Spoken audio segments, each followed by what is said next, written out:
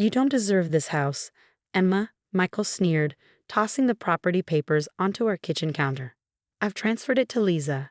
She'll make better use of it than you ever did. I stared at my husband of 12 years, my hands gripping the edge of the marble counter we picked out together. The same counter where we'd shared countless morning coffees, where we planned our future. Now it felt like ice under my fingers. You did what? My voice was surprisingly steady despite the earthquake happening in my chest. Michael's smirk widened as he lounged against the doorframe, his expensive new watch glinting in the afternoon light. You heard me. I transferred our house to my sister for $1. Completely legal. Lisa's always loved this place, and unlike you, she knows how to maintain a proper home. I glanced at the security panel near the kitchen door, its tiny red light blinking steadily. Michael had no idea that 3 months ago, I'd installed a comprehensive security system throughout our home. Not just cameras, but audio recording too. A decision that seemed paranoid then, but proved prophetic now. When did you do this? I asked, buying time as I remembered the footage I'd reviewed just this morning. The late-night meeting between Michael and Lisa 2 nights ago, their whispered conversation in our living room when they thought I was asleep. Does it matter? He waved his hand dismissively. The papers are signed. You have 30 days to move out. Lisa's already planning her renovations. I thought about the hidden camera footage stored safely in my cloud account. The video showing Michael and Lisa huddled over these same papers, his slurred voice revealing their real plan. Lisa, once Emma's gone, we'll sell this place and split the profits. That'll show her what happens when she questions my spending. You really think you can just throw me out of my own home? I kept my voice level, remembering the legal consultation I had last week. Another paranoid decision that now seemed like divine intervention. Michael's face darkened. Your home? I pay for this house. My money, my decision.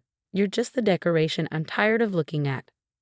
I almost laughed at the irony. He had no idea about the trust fund my grandmother had left me, the one that had actually provided the down payment for this house.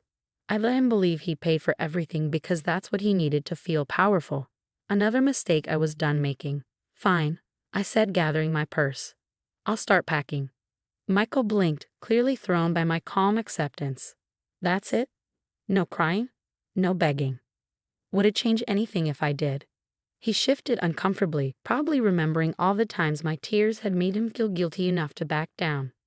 No, it wouldn't. Lisa deserves this place more than you ever did. She's family. I headed for the door, pausing only to check my phone. The security app showed the system was still recording, capturing every word of this conversation. You're right about one thing, Michael. Family deserves this house. He followed me to the door, probably expecting me to break down at any moment. Where are you going? To see my lawyer, I replied honestly. Someone should review those transfer papers, don't you think? His laugh followed me out the door. Waste of time. Everything's legal. I got into my car, my hands steady as I started the engine. Through the rearview mirror, I watched Michael pull out his phone, probably to call Lisa and gloat about how easily I'd given up. He had no idea what was coming. The footage from 2 nights ago played in my mind. Michael, drunk on expensive scotch, revealing to Lisa how he'd been embezzling from his company to fund his gambling habit. Lisa, eager to help him hide his tracks by using this house sale as a cover, both of them, caught on camera, planning to defraud not just me but Michael's company too. I pulled out my phone and dialed my lawyer's number. Sarah, it's Emma. Remember that footage I showed you last week? I think it's time to use it. Yes, he did exactly what we expected. No, he has no idea about the cameras. As I drove toward the lawyer's office, I thought about the home Michael was so eager to take from me, the house my grandmother's money had bought, the home I poured my heart into for 12 years. Michael thought he was punishing me, but he'd just given me exactly what I needed, proof of his crimes. The paperwork is ready, Sarah said through the car's speakers. Once we show the evidence to the DA, your husband's going to have a lot more to worry about than property transfer. I ended the call, a small smile playing on my lips. Michael always said I was too quiet, too passive. He was about to learn that quiet doesn't mean weak, and some people are smart enough to gather evidence before making their move. The security camera footage would show more than just his fraudulent property transfer. It would reveal months of late-night conversations about embezzled money, plans to hide assets, and now clear evidence of attempted fraud. Michael and Lisa thought they were so clever, but they never once looked up at the tiny cameras capturing their every word.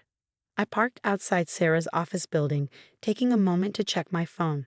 3 missed calls from Michael already. He was probably starting to wonder why I'd left so calmly. Soon enough, he'd understand that sometimes the quiet ones are the most dangerous. This house battle was about to become much more than Michael bargained for, and I had everything I needed to make sure justice was served.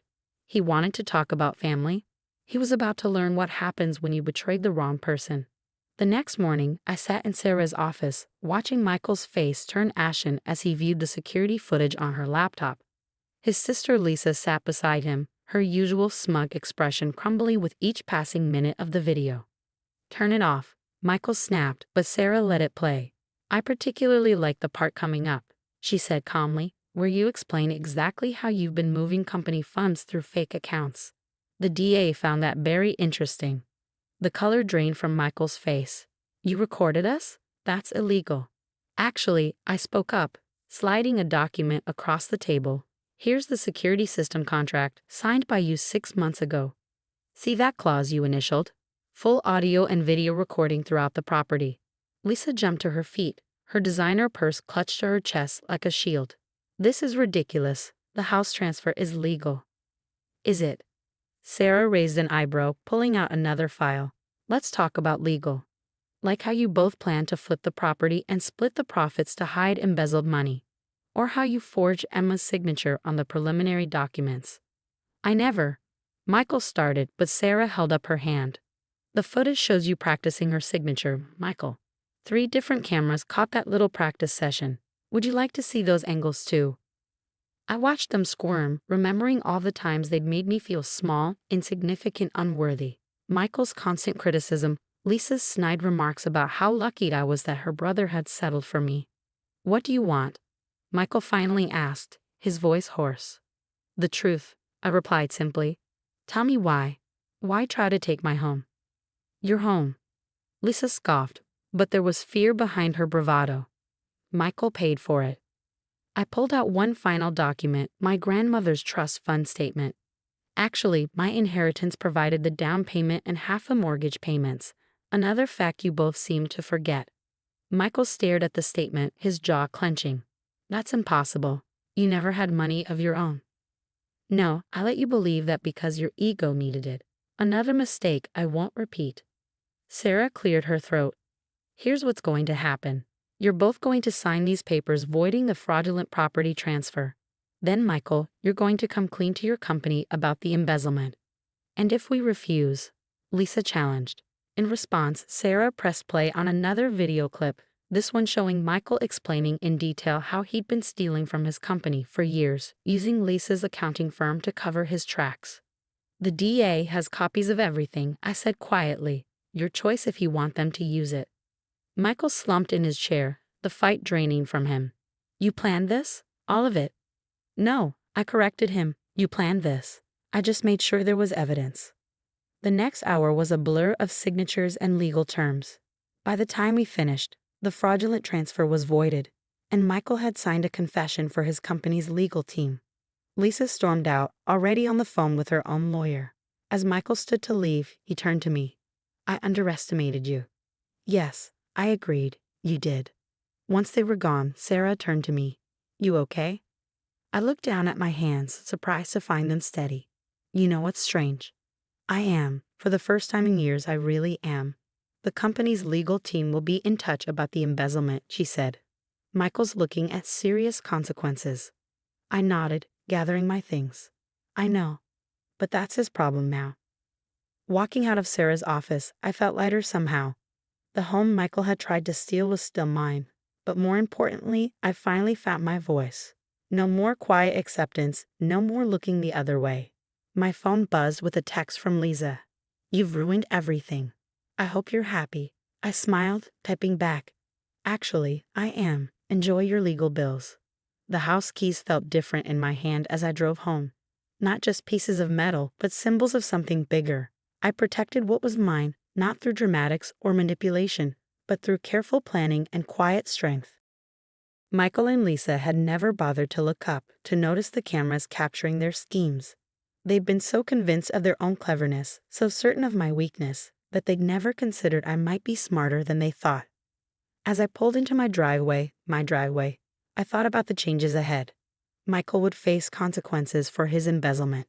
Lisa's accounting firm would come under scrutiny, and I would finally live in my home on my own terms.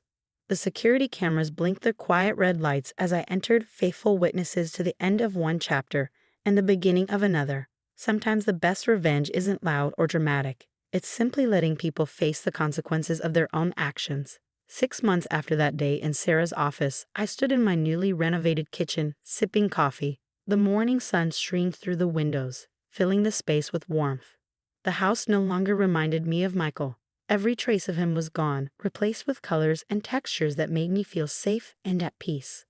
The news had been big at first: local executive caught in fraud, and siblings involved in property scam. Michael admitted his crimes and took a deal, which meant jail time and paying back what he had stolen. Lisa lost her job too, her firm wanting nothing to do with the scandal. My phone buzzed. A text from Sarah: "Michael's sentencing is next week. Want me to come?" "No," I replied. "That chapter is closed." And it was.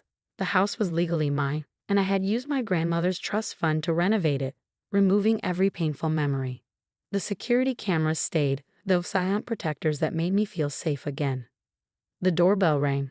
I checked the security feed on my phone. It was Lisa. She looked different, tired, worn down. I opened the door but didn't invite her in. "What do you want, Lisa?" "I came to apologize," she said, her voice softer than before. "What we did was wrong."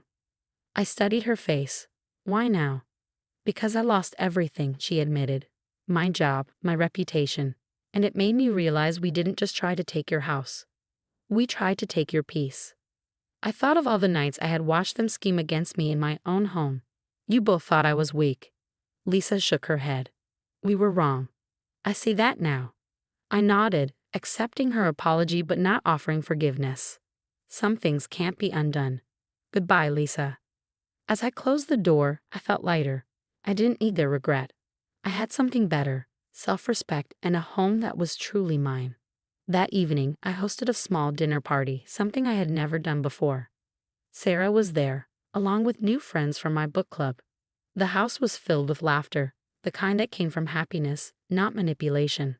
Sarah raised her glass. "To new beginnings, and to security cameras." Everyone laughed. They didn't know the full story, and they didn't need to. Success isn't always loud. Sometimes it's quiet strength, knowing when to be patient and when to act. After my guests left, I walked through my home, touching the walls that now held new memories. The security cameras blinked, not just as protection, but as reminders. I had been smart, I had been strong, and I had won. Michael's sentencing would happen without me. Lisa's apology wouldn't change the past. But I had something better than revenge. I had peace. I pulled out a photo of my grandmother and whispered, "You were right. Sometimes the quiet ones are the strongest." The house creaked softly, but it wasn't lonely anymore. It was comforting. This was my home, built on courage and protected by wisdom. My phone buzzed again. Another text from Sarah: "Are you sure you don't want to go to the sentencing?" I looked around at the life I had rebuilt and typed back, "No need. I'm exactly where I want to be." And I was. Happy endings don't always look like we expect. Sometimes they look like quiet triumph, a home that feels safe, and a woman who learned to stand her ground.